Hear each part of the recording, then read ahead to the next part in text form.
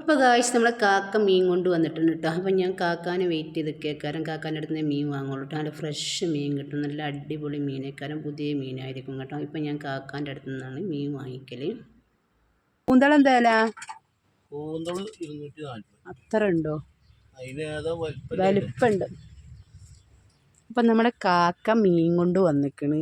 പിന്നെ കാക്കാൻ്റെ അടുത്ത് നിന്ന് മീൻ വാങ്ങിയാൽ കാക്ക കുറച്ച് മുൻതൂക്കം വെച്ച് തരും കേട്ടോ. മീൻ എല്ലാവരും ആണെങ്കിൽ സ്വർണ്ണം തൂക്കും പോലെ മീൻ പിന്നെ തൂക്കട്ടോ. അപ്പം നമുക്കൊരു തൃപ്തി ഉണ്ടല്ലോ നമ്മൾ സാധനം വാങ്ങുമ്പോൾ. അപ്പം നമുക്ക് ആ തൃപ്തിയോടെ വാങ്ങാൻ നമ്മളെ കാക്കാൻ്റെ അടുത്ത് നിന്ന് സൂപ്പറാണ് കേട്ടോ.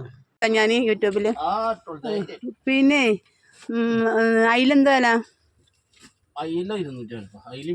നല്ല അടിപൊളി മത്തിയല്ല കാക്കാൻ്റെ അടുത്ത്. നല്ല ഫ്രഷ് മീൻ ഉണ്ടാവും. നമ്മളെ കാക്ക കിയാറ്റൂരത്തെ കാക്കയൊക്കെ ഉണ്ടോ, നല്ല പടക്കണ അയിലുണ്ട്, പടക്കണ മത്തി ഉണ്ട്, സൂപ്പറാണ് കേട്ടോ. അപ്പോൾ എല്ലാവരും കാക്കാൻ്റെ അടുത്ത് വാങ്ങിക്കും. അതാ ചോര വരുന്ന നല്ല ഫ്രഷ് മീനാണ് കാക്കാൻ്റെ അടുത്തുള്ളത് കേട്ടോ. അപ്പോൾ കുഞ്ഞനയിലുണ്ടൊക്കെ ഉണ്ട്. അപ്പം ഞാനിപ്പോൾ ഏതാ വാങ്ങാന്ന് അറിയുന്നില്ല. അതെന്താ വില പറഞ്ഞ അയില? 240 എനിക്കൊരു 200 റുപ്യക്ക് അയില. 1.5 കിലോ 100. ശരി, എനിക്കൊരു 200 റുപ്യക്ക് അയിലേരി. നല്ല അയിലൊക്കെ ഇട്ടെടുക്കുക. നല്ല പിടക്കുന്ന അയിലാണ് കാഴ്ച. അപ്പോൾ കണ്ടാൽ വാങ്ങാതിരിക്കാൻ തോന്നൂല. എന്തായാലും വാങ്ങാണ്. ആ മഞ്ഞ കളറിൽ അയില തന്നെ എനിക്ക് തരണം കേട്ടോ.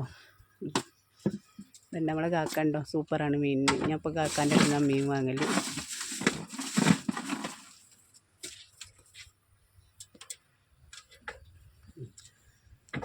അടിപൊളി. 200 മതി.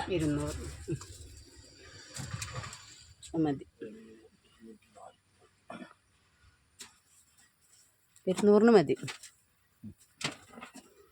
ഞാനും 3 മക്കളുള്ളൂ, അപ്പോൾ അത് മതി. ഓക്കെ.